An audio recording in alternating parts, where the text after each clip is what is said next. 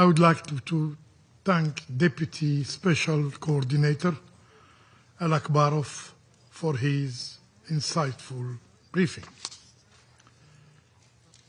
The occupied Palestinian territory is still the theater of bloodshed. In 40 days since the ceasefire began, and in flagrant violation of the agreement, Israel killed more than 310 Palestinians, many of whom are women and children. Algeria strongly condemns this brutal and continued onslaught. From Lebanon to Syria, to Gaza, to the West Bank, Israel is blatantly violating arrangements and disregarding mediators and guarantors. The experience of Resolution 2735 is still fresh in our minds, in defiance of the clear indication that Israel accepted, yes, accepted the US proposal, and yet it broke the ceasefire in total impunity, in total immunity.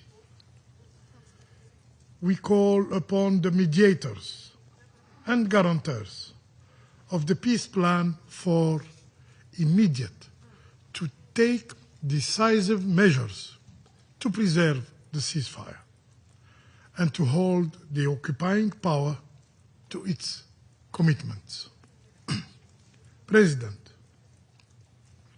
the people of Gaza are enduring a living nightmare in the wake of a war that has claimed over 70,000 Palestinian lives.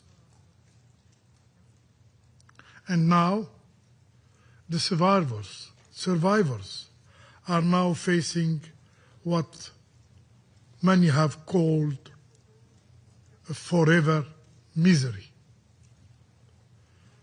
As a harsh winter approaches, hundreds of thousands are homeless, crowded in fragile tents, their belongings soaked, their children freezing and sleeping on bare ground.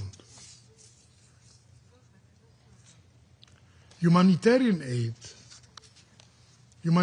aid, which was expected to flow freely, is being hindered by Israel, leaving entire families facing the cold winter without shelter, without food, without clean water, and with disease spreading rapidly.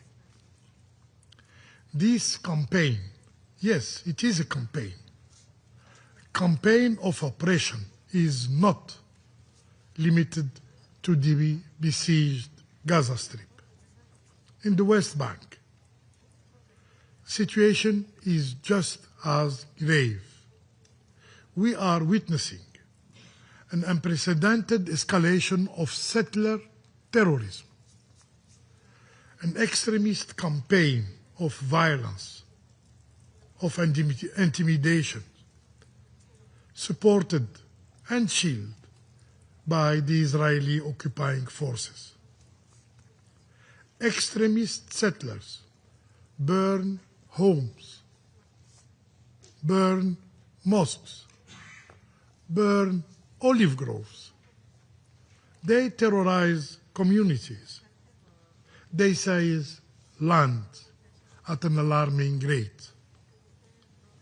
These blatant violations and heinous crimes are all efforts aiming at ethnic cleansing. Yes, ethnic cleansing, designed to kill the very idea of a future Palestinian state. Mr. President, the immense suffering of the Palestinian people demands concrete actions from the Security Council. It requires a genuine commitment to, first, preserving the ceasefire agreement.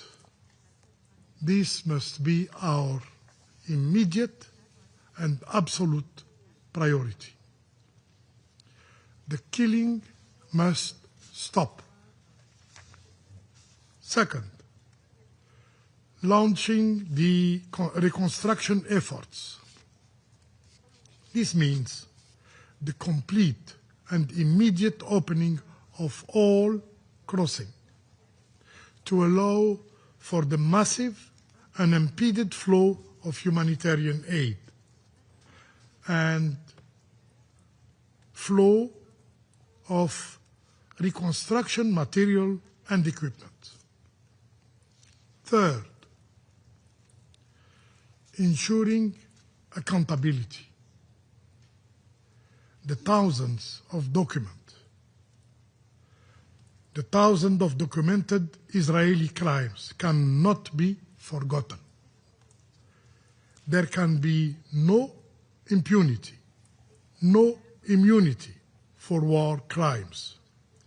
Those responsible for these atrocities must be brought to justice. Fourth, lifting the historic injustice.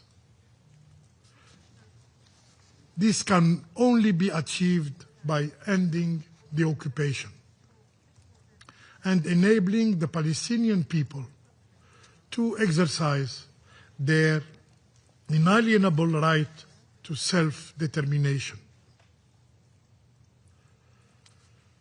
and establish their own independent state, establish their own sovereign state with Al-Quds Sharif as its capital. In closing, President, let us be clear. The immense sacrifices of the Palestinian people place a historic responsibility upon all of us in the Security Council. We have a duty to seek justice for them. Only through justice for the Palestinian people can we ever hope to build a true, lasting, and sustainable peace in the Middle East. I thank you. I thank the representative of Algeria for the statement, and I'll give the floor to the representative of Russian Federation. Господин председатель, признателен заместителю спецкоординатора ООН по ближневосточному мирному процессу Рамизу Макбарову за брифинг по ситуации на Ближнем Востоке, включая палестинский вопрос. Прошло больше месяца после заключения договоренности между Израилем и Хамас о прекращении боевых действий. За это короткое время было достигнуто гораздо больше, чем за 2 долгих года войны.